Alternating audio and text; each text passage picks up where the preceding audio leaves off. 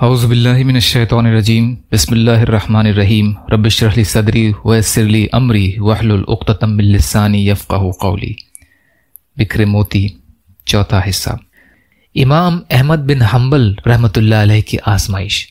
واقعے کی تفصیلات امام احمد رحمۃ اللہ علیہ کی زبان سے۔ کل کے واقعے کا باقی حصہ۔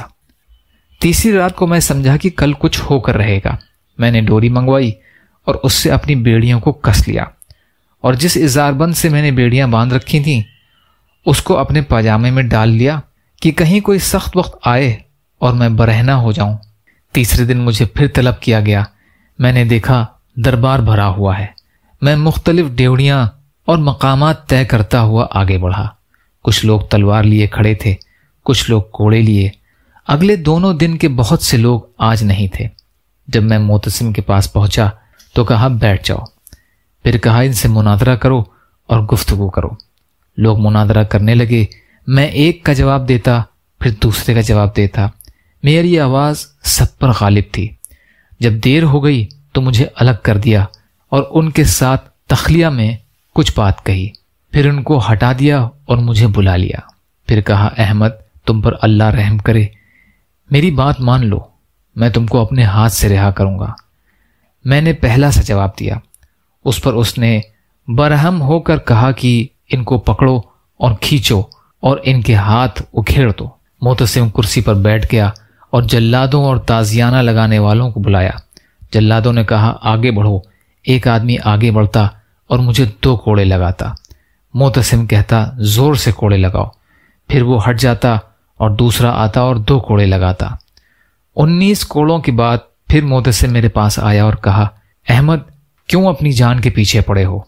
باخدا مجھے تمہارا بہت خیال ہے۔ ایک شخص مجھے اپنی تلوار کے دستے سے چیرتا اور کہتا کہ تم ان سب پر غالب آنا چاہتے ہو۔ دوسرا کہتا اللہ کے بندے، خلیفہ تمہارے سر پر کھڑا ہوا ہے۔ کوئی کہتا ہے کہ امیر المومنین آپ روزے سے ہیں اور آپ دھوپ میں کھڑے ہوئے ہیں۔ معتصم پھر مجھ سے بات کرتا اور میں اس کو وہی جواب دیتا۔ وہ پھر جلاد کو حکم دیتا کہ پوری قوت سے کوڑے لگاؤ۔ امام احمد بن حنبل رحمۃ اللہ علیہ کہتے ہیں کہ پھر اس اثنا میں میرے حواس جاتے رہے۔ جب میں ہوش میں آیا تو دیکھا کہ بیڑیاں کھول دی گئی ہیں۔ حاضرین میں سے ایک شخص نے کہا کہ ہم نے تم کو اوندھے منہ گرا دیا، تم کو روندا۔ احمد رحمۃ اللہ علیہ کہتے ہیں کہ مجھ کو کچھ احساس نہیں ہوا۔ اس واقعے کا باقی حصہ انشاءاللہ کل کی ریکارڈنگ میں۔ یا اللہ ہم سب کو کہنے سننے سے زیادہ عمل کی توفیق عطا فرما۔ یا اللہ مظلوم فلسطینیوں، کشمیریوں، روہنگیا مسلمان جہاں بھی پریشان حال ہیں، ظالموں کے ظلم کا شکار ہیں، ان کی مدد فرمائیے۔ یا اللہ صبر اور شکر اور اچھی طرح عبادت کرنے والا بنائیے۔ یا اللہ عزت اور عافیت کی زندگی عطا فرمائیے۔ جو مانگا وہ بھی عطا کر دیجیے، جو بھول گئے وہ بھی عطا فرمائیے۔ ربنا تقبل منا انک انت السمیع العلیم برحمتک یا ارحم الراحمین۔ لا الہ الا اللہ محمد رسول اللہ۔ السلام علیکم۔